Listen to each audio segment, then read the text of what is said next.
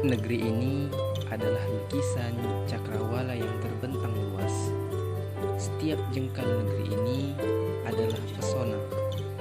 Salah satunya Desa Timbang Langsa, di mana keindahannya berpadu dengan masyarakat yang ramah. Timbang Langsa terletak di Provinsi Aceh, Kabupaten Kota Langsa, Kecamatan Langsa Baro, yang memiliki luas 1.397 hektar. Adapun batas-batas kampung Timbang Langsa adalah di bagian utara berbatasan dengan Gampung Kedibirim, Kabupaten Aceh Timur. Di bagian selatan dengan Kampung Pondok Kelapa, Kota Langsa. Dan di bagian timur dengan Jalan Gampung Kedibirim, Kabupaten Aceh Utara.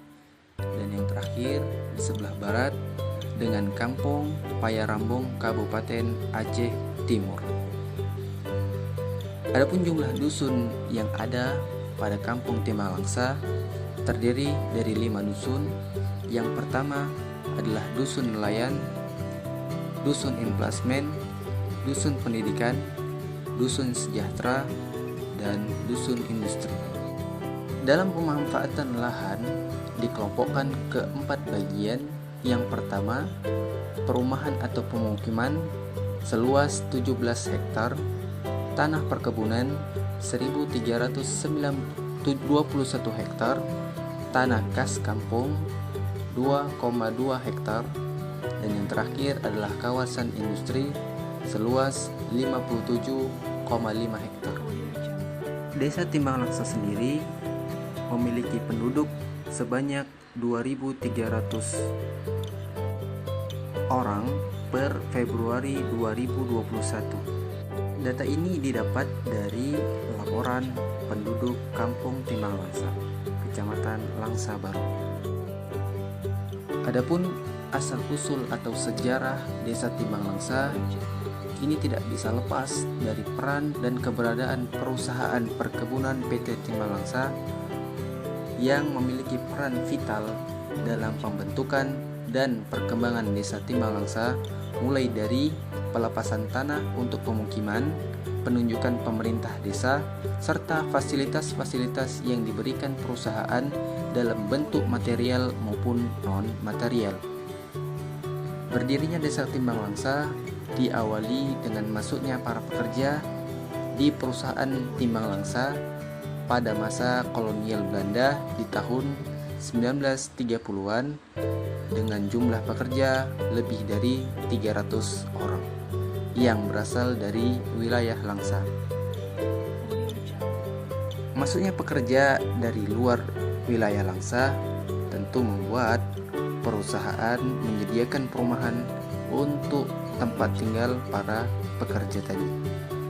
Perumahan perusahaan pada saat itu dibagi menjadi beberapa pondok sesuai dengan wilayah yang ditetapkan oleh perusahaan, seperti Pondok Coklat, yaitu Perumnas mengawasi wilayah sekitar penanaman coklat, Pondok Ketel, Pondok Monyet, Pondok Wates, Pondok Pipa ditempatkan di wilayah penanaman karet.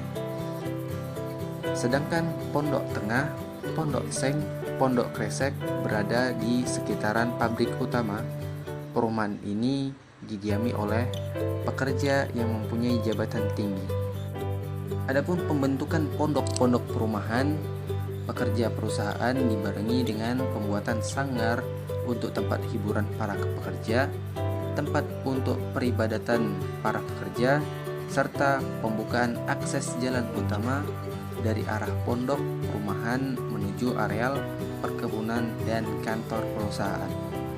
Seiring berjalannya waktu, setelah kemerdekaan para pekerja yang terdiri dari beberapa warga sipil dan lainnya mengajukan pembebasan lahan yang berada Tarangkan, Kampung Timbang Langsa, Dusun Pendidikan, dan Dusun Nelayan untuk pembukaan pemukiman, dan disetujui oleh pimpinan perusahaan dikarenakan wilayah Blok 1 adalah lahan garapan yang tidak digunakan perusahaan untuk penanaman. Setelah pembebasan lahan disetujui oleh perusahaan, para pekerja berangsur-angsur mulai pindah dari perumahan perusahaan dan mendirikan pemukiman baru di Blok 1, sedangkan bekas perumahan perkebunan akan digunakan untuk kegiatan perkebunan, pembuatan lapangan olahraga, serta lainnya, sesuai dengan kebutuhan para pekerja. Berselang beberapa tahun, perusahaan perkebunan Timbang Langsa yang awalnya dikuasai oleh negara beralih atau disewakan oleh perusahaan swasta dengan sistem HGU atau hak guna usaha oleh PT Arco yang dipimpin oleh Bapak Ismail pada tahun 1955.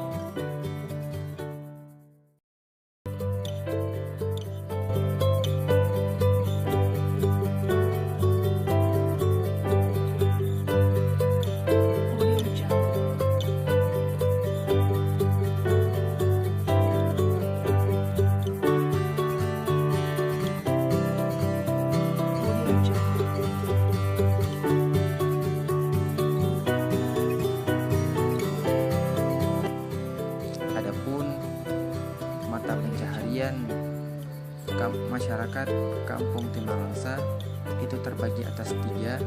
Yang pertama adalah bagian nelayan, yang kedua adalah petani, yang terakhir adalah berbagai macam UMKM masyarakat di Kampung Timbang Langsa. Contohnya seperti usaha pembuatan tahu. Perkenalan, nama saya Ibu Eli dari Timbang Langsa, Lorong Melur. Usaha saya buat produksi tahu kecil-kecilan. Oke. Nama saya Susmiati dari Timbang Langsa, Lorong Melur. Usaha kami produksi tahu kecil-kecilan. Oke. Nama saya Firman Maisa, yang Melur, anak dari ibu ini.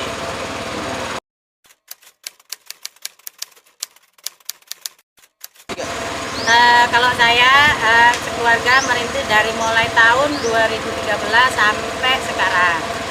Dalam Sama, sehari. sama. Ibu sama? Sama. Oh ya. Orang kita kan berusaha satu keluarga itu berusaha bareng, ya kan, Mbak?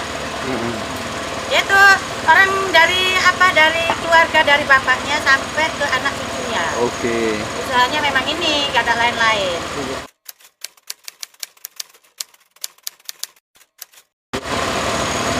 Inilah makanya kita sedih kalau kacang mahal. Coba, kayak mana coba? Ya, nggak ada Dari untuk- mulai harga 350 sekarang mencapai 520.000 per goni 50 sak. Ini hari ini Kok 50 sak 50 kilo? besok lagi naik lagi. Oh, Iya, berat. katanya. Sekarang 50 kilo, nggak kayak yang sudah-sudah. Kalau yang sudah-sudah ada yang sampai 100 kilo, ada yang sampai 150 kilo. Biasanya 50 kilo itu berapa tahu? Berapa kilo tahu itu? Berapa papan? Berapa papan itu? Biasa 15 papan. Papan. Kalau suami dia dibawa ke Pajak Perlak, kalau suami ini ke Langsa. Udah beda ininya sendiri-sendiri, udah dalannya masing-masing. Udah ada lainnya masing-masing. Ada yang ke Ada India. yang ke Idik, ada yang ke Kuala Simpang, ada yang di Sungai Liput. Berarti udah jauh lah Bu ya. Karena Nah, ada 2013 ya. 2013 sampai 2021. Yang terasa kali nih yang tahun 2001.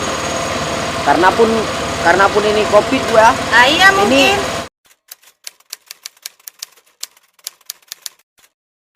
Omsetnya pun berkurang dia.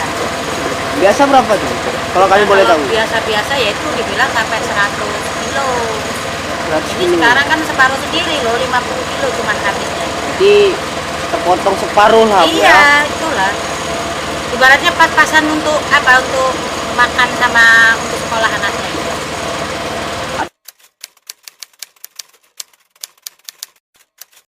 Kalau saya satu, kalau kalau awak ini 2. Wah. Ya alhamdulillahnya saya kan dikerjain sendiri. Kalau gorengnya dikerjain sendiri. Jadi kan nggak pakai orang kerja. Kalau yang nyetaknya baru pakai orang kerja.